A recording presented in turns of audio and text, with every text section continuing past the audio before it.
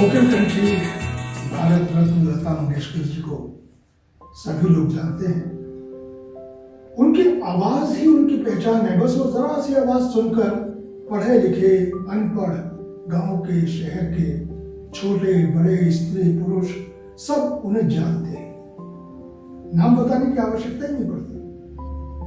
मेरा मंगेशकर परिवार से काफी संबंध रहा है, लेकिन मैं ये नहीं कह सकता कि मैं उनके परिवार का सदस्य रहा हूं, क्योंकि कई ऐसे लोग हैं जो ये कहते हैं कि वो लता जी के घर के ही सदस्य हैं।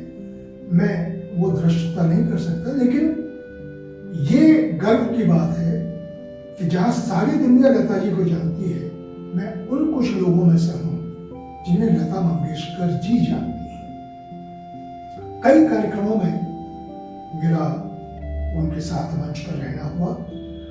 मैं एक कार्यक्रम की चर्चा करना चाहता हूं। लता मंगेशकर जी की अध्यक्षता की एक संगीत एकेडमी पुणे में लोणी कालभोर एक जगह है जहां राज कपूर साहब का फार्म हाउस है। अब तो वहां राज कपूर मेमोरियल बन गया है। वो जगह है जहां राज कपूर साहब ने कई फिल्में शूट भी की, और जब भी वो फिल्म के बारे में सोचने जाते थे तो अपने उस फार्म हाउस पर बैठते थे। वहीं प्रांगण में विश्व शांति संगीत एकेडमी बनी और उसके प्रमुख लता मंगेशकर जी, उसका उद्घाटन समारोह होना था। तो मुझे अचानक फोन आया कि आपको संचालन करना है और आप पहुंच जाइए रात को, सुबह का कार्यक्रम है। मैं थोड़ा सा हैरान हुआ कि एकदम ऐसा कैसे कह दिया गया है कि सुबह का कार्यक्रम है और अभी रात में पहुंचिए। खैर, मैं रात की फ्लाइट से नागपुर से पुणे पहुंचा। 12:30 बजे पुणे एयरपोर्ट पहुंचा। वहां से कार से लोणी कालभोर पहुंचा। 2 बज गए। मेरी एक आदत है कि मैं किसी भी होटल में या गेस्ट हाउस में जाऊं, पहले अपने कमरे को साफ सुथरा करके चीजें सजा के रख देता हूं, उसके बाद सोता हूं। तो मैं वो सब करते करते 3:30 बज गए और फोन आया कि सुबह का नाश्ता लता जी के साथ है, तो आप 7:30 बजे उनके गेस्ट हाउस में पहुंच जाइए। मैं सोया ही नहीं, एक तरह से तैयार होकर 6:30 बजे मैं बाहर निकल गया, उनके कमरे में गया। तो वहाँ हृदयनाथ जी भी बैठे थे, उषा जी थी, मीना जी थी। और वहाँ मैंने कहा, मेरा सौभाग्य है कि आपकी इस एकेडमी के उद्घाटन समारोह का मैं संचालन करूँगा, लेकिन करना क्या है ये तो बताइए। तो हृदयनाथ जी बोले, शर्मा जी ऐसा है कि, तो लता जी बोली, बाल ये किशन शर्मा जी आहे या नसर माहिती आहे काही सांगू नका। मेरे से बोली, भैया आपको कार्यक्रम संभालना है बस। मैंने ये तो बताइए कि कार्यक्रम में आ कौन रहे हैं। तो लता जी बोली, भाई ऐसा है, मैंने तो 50 लोगों को इनवाइट किया है। अब कौन कौन आते हैं ये आप देख लेना मंच पे। मुझे 1.5 घंटे का कार्यक्रम चाहिए बस। 11 बजे शुरू होगा, 12:30 बजे खत्म कीजिए, क्योंकि 1 बजे सबका खाना है। मेरी तो हालत खराब हो गई। खैर, मैंने क्या किया, नाश्ता करने के बाद ड्रेस चेंज की और सीधा स्टेज की तरफ चला गया। मैं करीब 9:45 बजे स्टेज पर पहुंचा। पेंडॉल में आधे से ज्यादा पेंडॉल भर चुका था लोगों से, और वहां कई नेता, बड़े बड़े मंत्री वो बैठे हुए थे, और वो वहीं बैठे बैठे अपनी जगह से बोल रहे थे, शर्मा जी नमस्कार। यानी वो बताना चाहते थे वो हैं। मेरी दिक्कत है कि मैं किसी को मंच पर बुला नहीं सकता। कुछ लोग मंच की तरफ सीधे आए, और वो मैं समझ रहा था कि उन्हें लता जी ने मंच के लिए ही कहा होगा।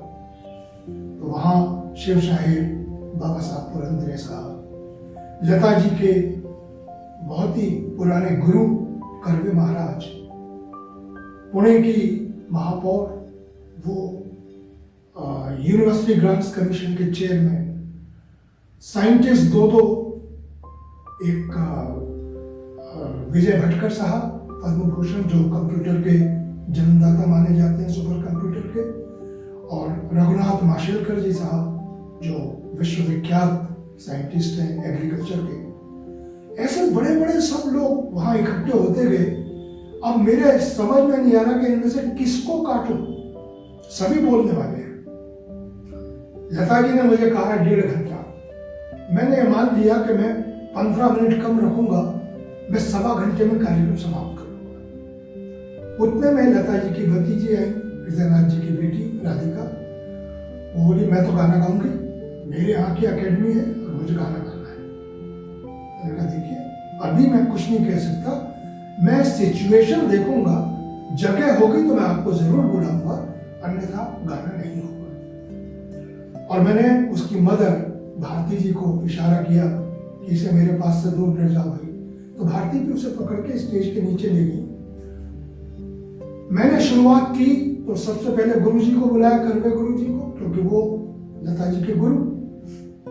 कर्वे जी को मैंने हाथ जोड़कर कहा कि पंडित जी बिल्कुल 2 मिनट आपको बोलना है, हाउ, और हाउ बोल के वो 20 मिनट बोली। अब मेरी हालत खराब, कहा मैंने दिमाग में कुछ भरा था, कहा यही 20 मिनट लेंगे। बाबा साहब पुरंदरे को तो बुलवाना ही था, वो बहुत आदरणीय, उनको मैंने बुलाया। उसके बाद पुणे की मेयर को बुलाना बहुत आवश्यक, क्योंकि वो मेयर है, प्रथम नागरिक है। बाकी को मैं देखता रहा सिर्फ। उस चक्कर में 1 घंटा 5 मिनट हो गए। अब मैं सोच लिया कि अब मुझे कार्यक्रम को कैसे वाइंड अप करना है।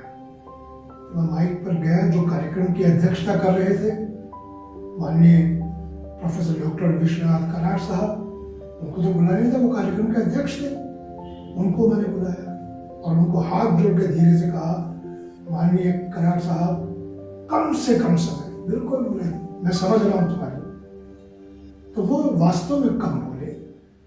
उसके बाद मैंने कहा कि संगीत एकेडमी का उद्घाटन, वो भी जिस संगीत एकेडमी की अध्यक्षा लता मंगेशकर जी, उसका उद्घाटन केवल भाषणों से हो, ये तो कोई बात मुझे जम नहीं रही। यहां संगीत तो आना चाहिए।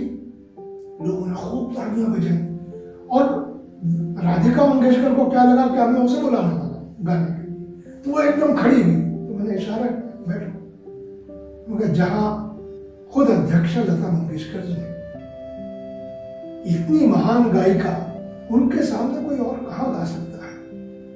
तो मैं लता जी से प्रार्थना करूंगा कि वो 2 पंक्तियां गुनगुना दें। तो लता जी ने मेरी तरफ ऐसे घूर के देखा, मैं समझ गया कि गड़बड़ है। तो मैंने कहा देखिए, एक सारे दुनिया में एक आरोप लगाया जाता है मंगेशकर परिवार पर कि मंगेशकर परिवार ने संगीत की दुनिया में अपना राज्य बना रखा है, वो किसी और को आने नहीं देते। और सारे लोग सन्नाटे में आ गए कि आगे क्या कहने वाला है। मैंने कहा देखिए, संगीत के 7 सुर होते हैं। अगर मैं पूजनी दीनानाथ मंगेशकर साहब मास्टर जी को सा मान लूं, वो मुख्य स्वर है, उसके बिना कुछ चल ही नहीं सकता संगीत। और आदरणीय माई साहब माता जी को पा मान लूं, तो वो ऐसा है कि जिसके बगैर संगीत रचना हो सकती है, लेकिन फिर भी वो महत्वपूर्ण स्वर है। बाकी बचे 5 रे गा मा धानी।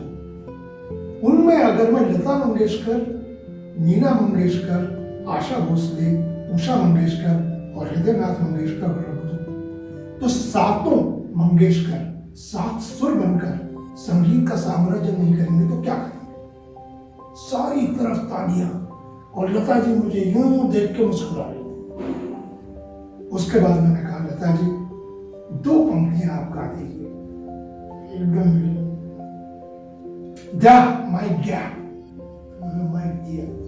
उन्होंने संत ज्ञानेश्वर जी का अभंग जरा सा गाया, और वो गाने के बाद जो तालियां बजी हैं, लता जी ने वो गाने के बाद माइक पर कहा कि वैसे तो कृष्ण भैया हमेशा बहुत अच्छा बोलते हैं, लेकिन आज उन्होंने जो बात कही वो मेरे ध्यान में भी कभी नहीं आई।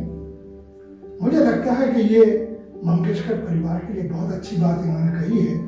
मैं इसके लिए किशन भैया का आभार मानती हूँ और उनका सत्कार करना चाहती हूँ। लता मंगेशकर सत्कार करना चाहे एक अनाउंसर का, कितनी बड़ी बात। पूरी पब्लिक खड़े होकर तालियां बजा रही थी, करीब 2000 लोग। उन्होंने मेरा सत्कार किया। उसके बाद जब खाना खाने हम लोग गए तो लता मंगेशकर जी और विश्वनाथ करार जी के बीच की जो जगह थी वो खाली रखी गई। मैं जानबूझ के देरी से गया कि कहीं कोने में बैठ जाऊंगा। आवाज दी गई, किशन शर्मा तुम्हारी ये जगह। ये आदर सम्मान लता मंगेशकर जैसी कलाकार से मिलना मेरे जीवन की बहुत बड़ी